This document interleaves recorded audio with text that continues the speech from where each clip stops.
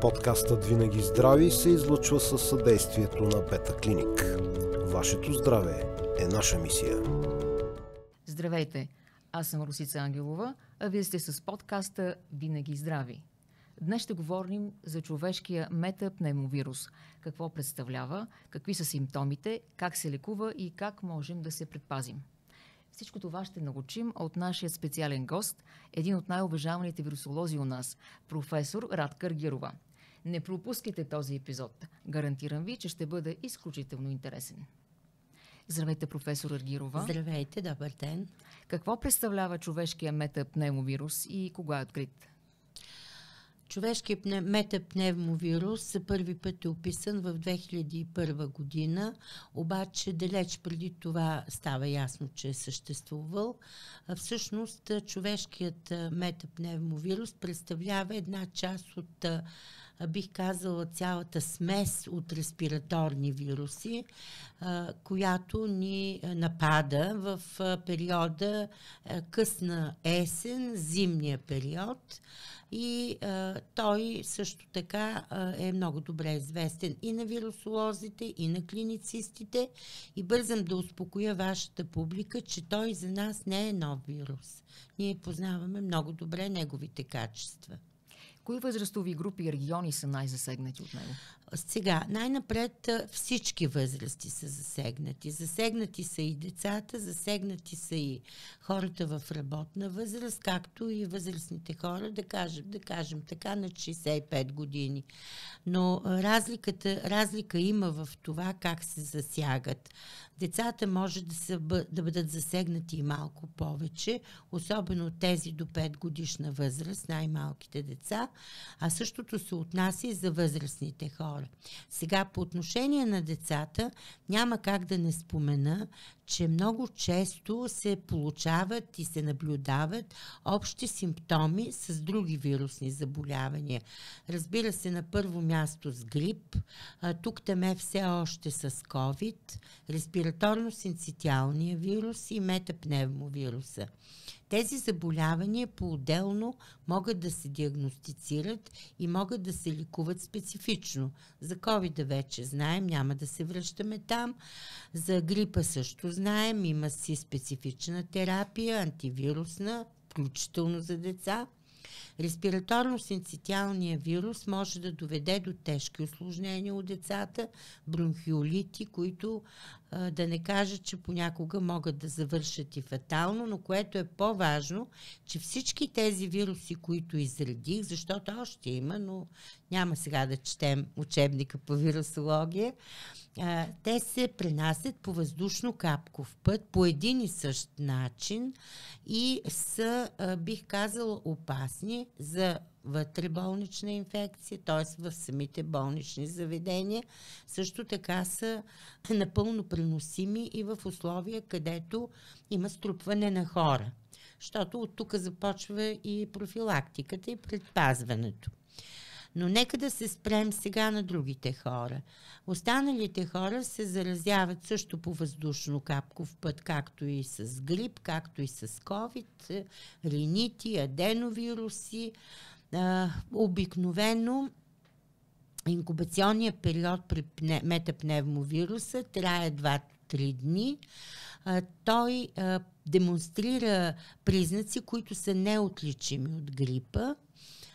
Пак температура, лек задух може да има, лека кашлица, болки, но не са тези характерните болки при грип ставно-мускулните, които са много често се срещат при грип. Хората казват кършиме, нали?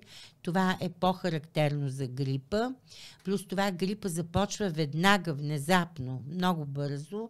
Тук има кратък инкубационен период. Много често има общи инфекции. Това го виждаме всеки ден.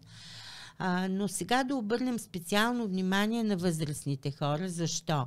Защото възрастните хора много често боледуват от хронични белодробни и сърдечни заболявания.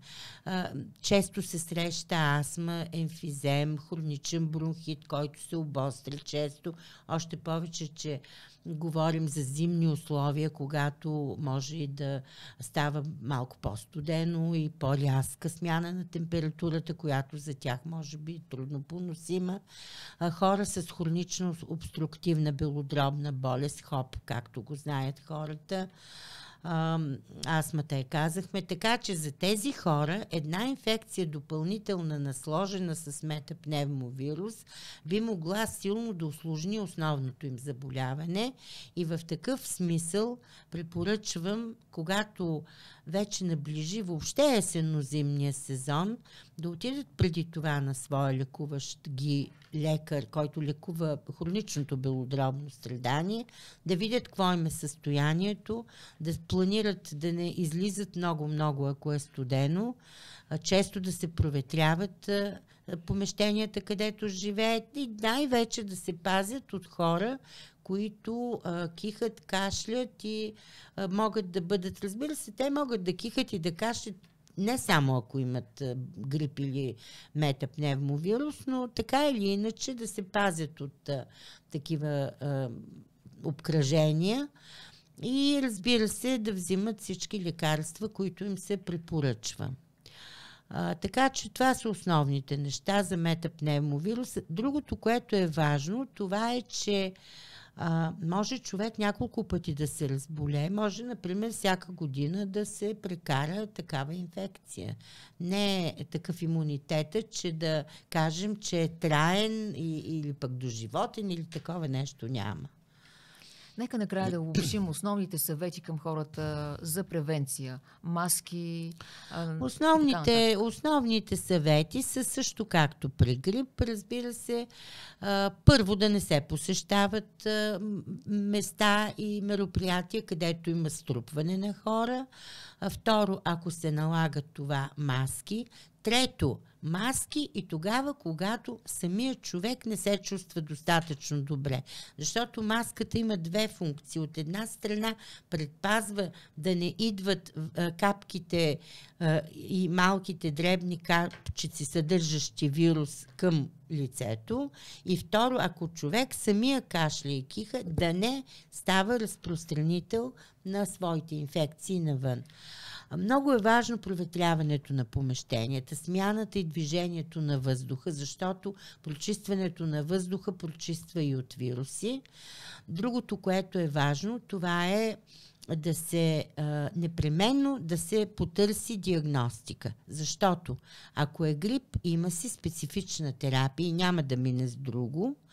Ако е респираторно-синцитиален вирус, да се пазят внучетата и малките деца, защото там имаме едно малко като игра на домино. Детенцето се разболява, оздравява, но бабата след това и се разболява, след това бабата оздравява, пак детенцето се влошава и тези неща, особено когато живеят няколко поколения на едно място, трябва да се имат предвид. Другото е личната хигиена, разбира се, миене на ръцете, сменяне на маската, но мисля, че това от COVID вече се знае. Къде и как пациентите могат да се свържат с вас за диагностика, за лечение? Пациентите много добре се свързват с мен. Те знаят телефона. Аз съм в болница Токуда, в лабораторията по вирусология. Могат винаги да позвънят. Там има и кол-център, насочват ги добре. Сега, понеже попитахте за диагноза, искам да кажа, че ние в момента не разполагаме, или по-точно разполагаме с ограничен брой от тези пациентите ги наричат тестовете с чертичките, които ги помните от COVID-а. Има такива тестове, но аз не намирам особено да е съществено да се диагностицира именно метапневмовирус. Важното е да се види дали е грип, респираторно-синцитиален или COVID. Другите, дали ще ги установите или не, лечението е едно и също, поведението е едно и също, профилактиката е една и съща, така че няма смисъл да се търси специално такава диагностика. Ако пък е необходимо, лекаря ще назначи. Благодаря ви сърдечно за вашето участие, професор Аргирова, за ценната информация и съвети, които споделихте. А вие, уважаеми зрители, запомнете, при първи симптоми незабавно потърсете лекар, консултирайте се, защото навременната реакция е ключова за вашето здраве. Бъдете здрави, гържете се за себе си, до нови срещи!